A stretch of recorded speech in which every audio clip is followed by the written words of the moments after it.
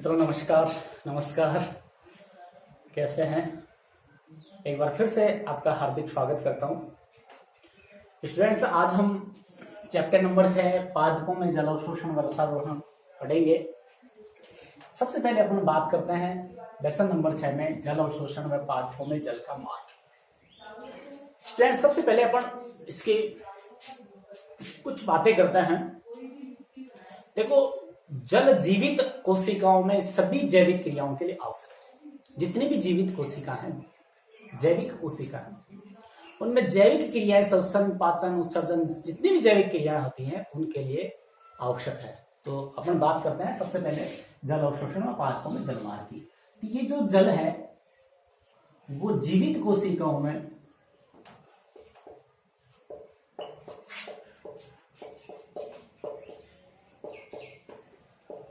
किसके लिए आवश्यक है? जैविक क्रिया के लिए,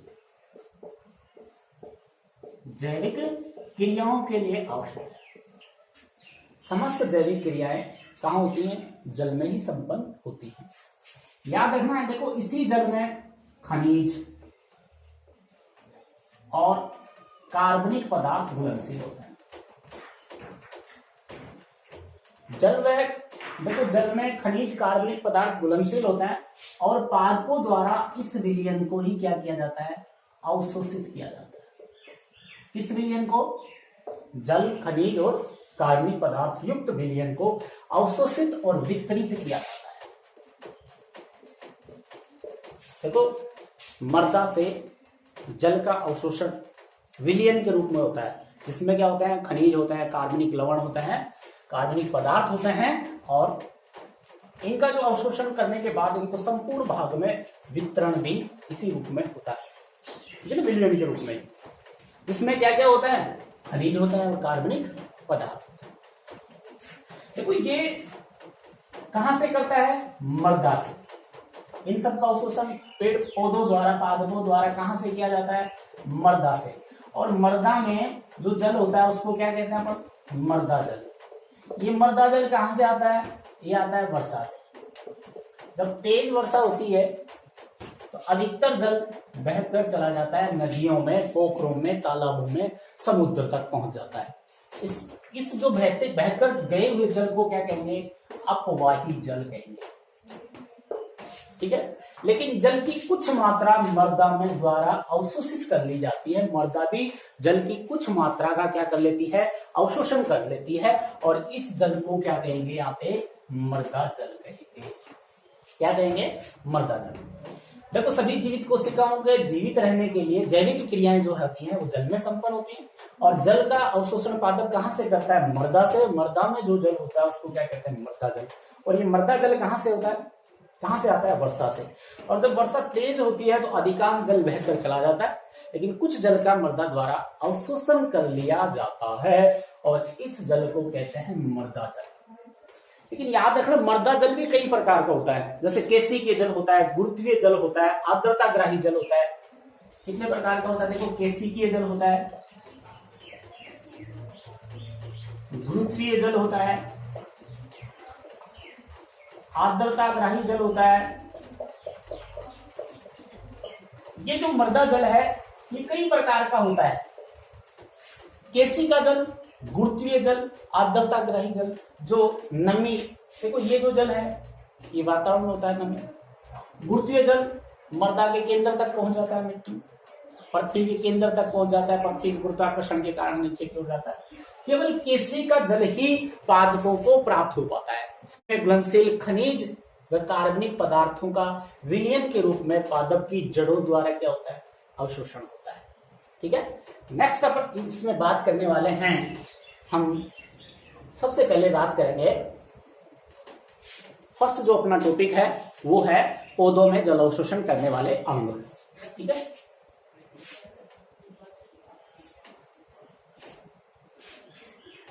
पादपों में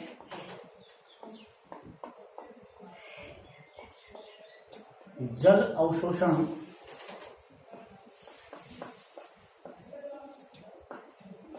करने वाले अंग।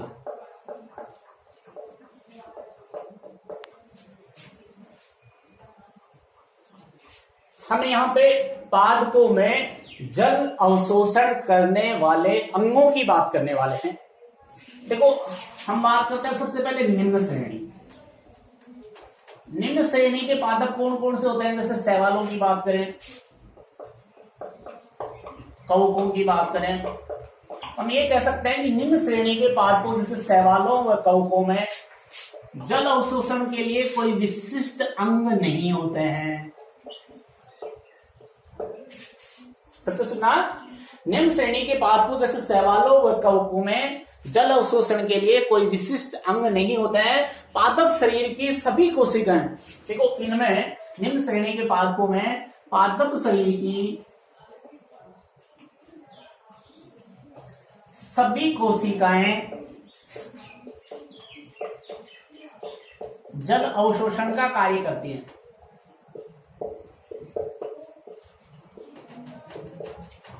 पादप शरीर की सभी कोशिकाएं जल अवशोषण का कार्य करती है किनमें?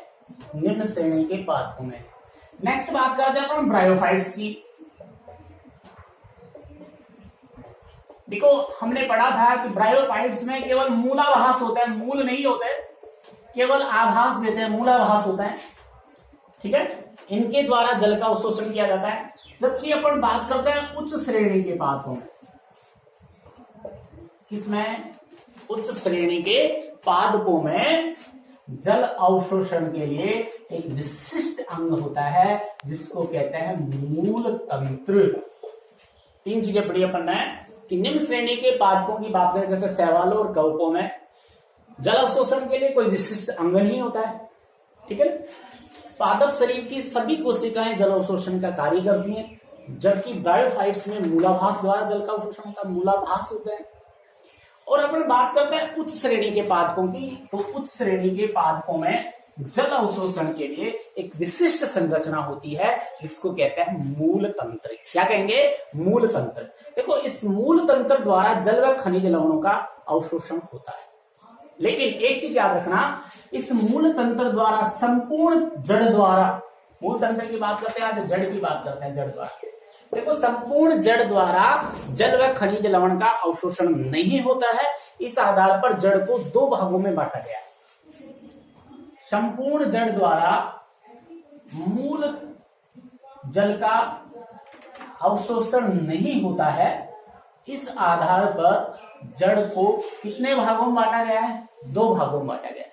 देखिए जड़ के दो भाग होते हैं, मूल तंत्र के दो भाग हैं। हमने एक बात कही यहाँ पे कि संपूर्ण जड़ के द्वारा जल व खनिज लवणों का अवशोषण नहीं होता। इस आधार पर मूल को दो भागों में बांटा गया है। तो अब वो दो क्षेत्र कौन कौन से हैं? फर्स्ट वाला जो है वो होता है तरुण क्षेत्र। कौन सा है? तरुण क्षेत्र। सेकंड पे बात करें तो वो है परिपक्वन क्षेत्र।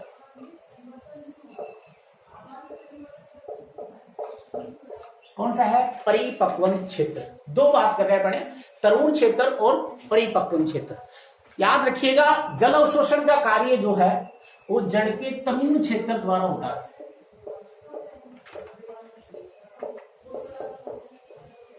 जल अवशोषण का कार्य याद रखना जड़ के तरुण क्षेत्र द्वारा होता है, जबकि ठीक है ना, जबकि परिपक्वन जो क्षेत्र है उसकी कोशिकाओं में काष्ठा भवन में सुबेरिनीकरण हो जाता है। क्या हो जाता है? काष्ठा भवन व सुबेरिनीकरण।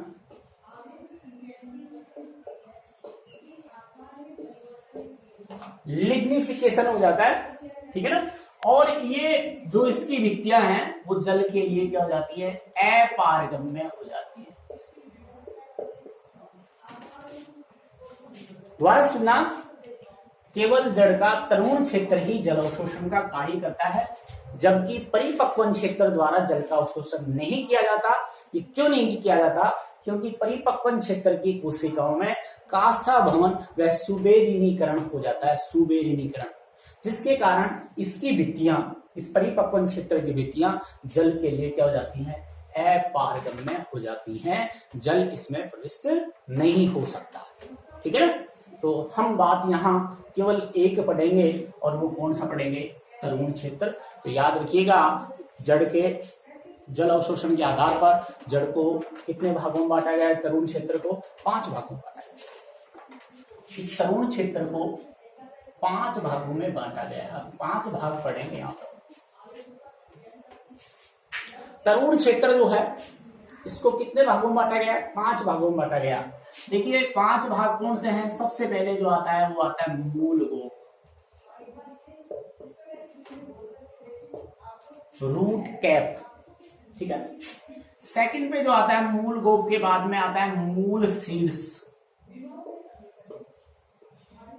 कौन सा आता है? मूल शीर्ष। सबसे ऊपर जो टोपी नुमा संरचना होती है उसको कहते हैं मूल गोप।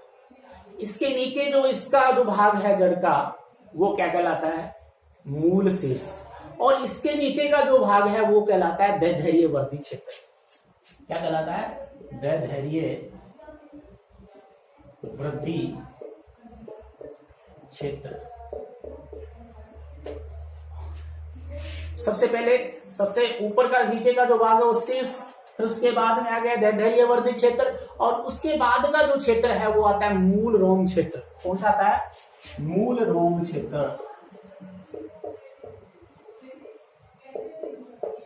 और ध्यान रखिए जो लास्ट जो क्षेत्र है ऊपर का वो कहलाता है परिपक्वन क्षेत्र। क्या कहलाता है? परिपक्वन क्षेत्र। यहां हम बात करते हैं इनके डायग्राम की। देखो देखिए फ्रेंड्स, ये जो जड़ की बात कर रहा हूं मैं, जड़, ठीक है।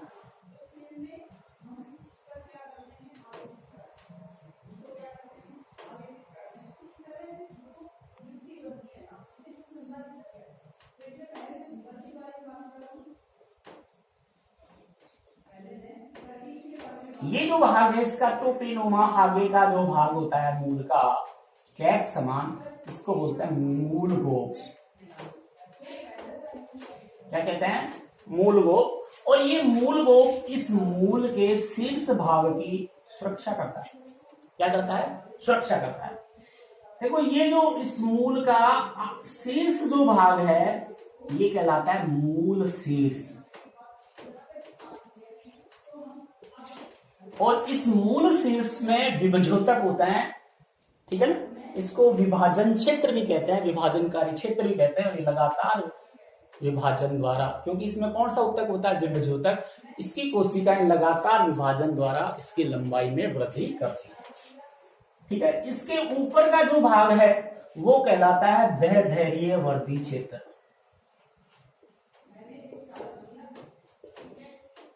और इस दैधैर्य वर्धी क्षेत्र के कारण इस मूल की लंबाई में क्या होती है? वृद्धि होती है।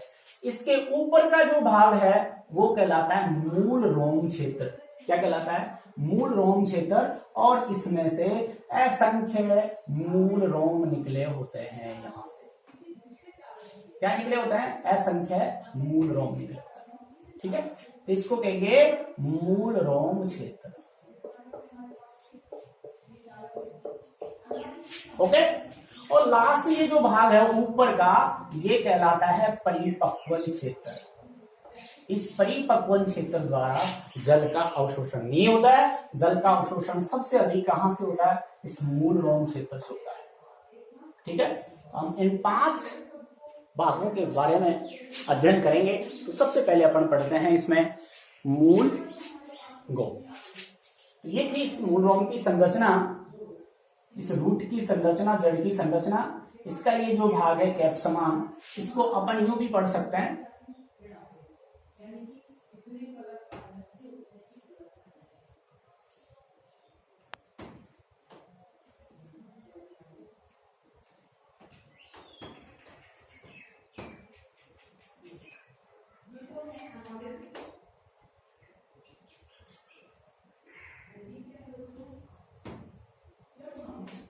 यहाँ इन मूल रोमों द्वारा अवशोषित जो जल है यहां से होता हुआ ये कहां तक पहुंचता है? जाइलम तक पहुंचता है। कहां तक पहुंचता है? जाइलम तक पहुंचता है। और जाइलम द्वारा, जड़ों द्वारा अवशोषित जो जल है वो जाइलम के माध्यम से पादप के विभिन्न अंगों तक पहुंचता है। तो अपन सबसे पहले बात करते हैं इसमें मूल गोप की। मूल के तरुण क्षेत्र को कितने भागों में बांटा गया है स्टूडेंट्स? 5 भागों में बांटा गया है। 5 भाग कौन कौन से हैं? मूल गोप, मूल शीर्ष, दैर्ध्य वर्धी क्षेत्र, मूल रोम क्षेत्र और परिपक्वन क्षेत्र। सबसे पहले अपन बात करते हैं मूल गोप, या इसको रूट कैप भी कहते हैं। रूट कैप टोपीनुमा संरचना होती है। ध्यान से सुनना, यह मूल का शीर्षस्थ भाग है। अभी हमने पढ़ा है मूल के सबसे शीर्ष का जो भाग है वो क्या कहलाता है? मूल गोप कहलाता है। और ये मूल के वर्धीकारी क्षेत्र, जिसको अपन ने अभी क्या कहा था? मूल शीर्ष। मूल शीर्ष की क्या करता है? सुरक्षा करता है। ये घर्षण से इसको बचाने का कार्य करता है। ठीक है, देखो मूल के शीर्ष भाग पर टोपीनुमा संरचना को मूल गोप कहते हैं।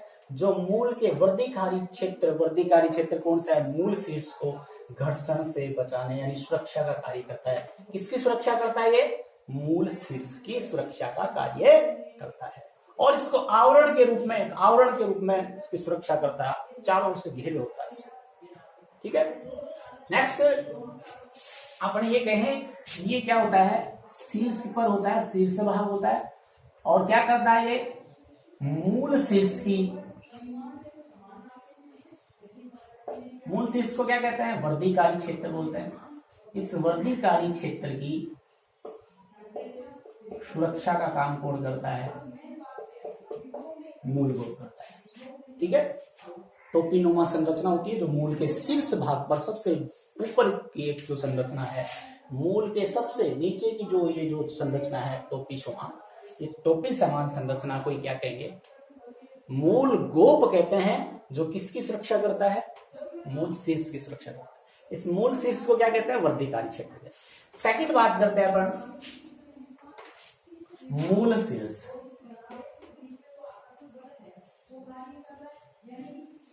देखिए ये तो था कैप, ऊपर की टोपी समान। अब बात करते हैं इस मूल के शीर्ष की। ये जो मूल शीर्ष है, मूल का जो शीर्ष भाग है, इसको कोशिका विभाजन क्षेत्र भी कहते हैं। कौन सा?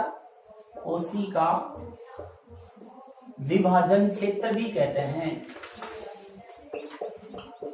क्यों कहते हैं इसको कोशिका विभाजन क्षेत्र? क्योंकि इसमें विभज्योतक होता है। कौन सा उत्तक होता है? विभज्योतक। और हमने 11th क्लास में पढ़ा था विभज्योतक विभाजन करने वाला उत्तक होता है, जिसके कारण इसकी कोशिकाएं लगातार विभाजन करती रहती हैं। ठीक है ना, और इसको मूल का वर्धीकारी क्षेत्र भी कहते हैं। क्या कहते हैं इसको?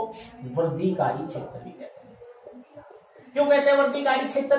क्योंकि इसकी कोशिकाएं लगातार विभाजन द्वारा मूल की लंबाई में वृद्धि करती है। ठीक है, इसलिए इसको क्या कहते हैं? मूल वर्धीकारी क्षेत्र कहते हैं। कौन सा उत्तक होता है? इसमें विभज्योतक होता है। और यह मूल का शीर्ष भाग है। शीर्ष भाग में कौन सा उत्तक होता है? विभज्योतक। और इसी विभज्योतक के कारण लगातार मूल लंबाई में वृद्धि करती है। ओके, चलो थर्ड बात करते हैं अपन। थर्ड कौन सा है? दैर्ध्य वर्धी क्षेत्र।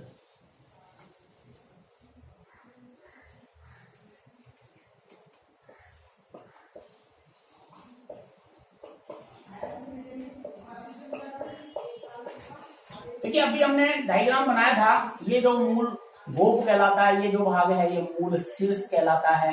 ये जो भाग है ये दैर्ध्य वर्धी क्षेत्र क्या कहलाता है? दैर्ध्य वर्धी क्षेत्र। और मूल शीर्ष के पीछे, ये याद रखना, मूल शीर्ष के पीछे और मूल रोम क्षेत्र के नीचे, मूल रोम शीर्ष के, देखो मूल रोम क्षेत्र के तो नीचे, यानी कि अपन यूं कहें कि मूल रोम क्षेत्र और मूल शीर्ष क्षेत्र के बीच का जो भाग है वो क्या कहलाता है? दैर्ध्य वर्धी क्षेत्र कहलाता है। ठीक है, और इसकी कोशिकाएं लगातार लंबाई में विभाजन करती हैं, जिसके कारण मूल की लंबाई में वृद्धि होती है। मूल की लंबाई में वृद्धि किसके कारण होती है?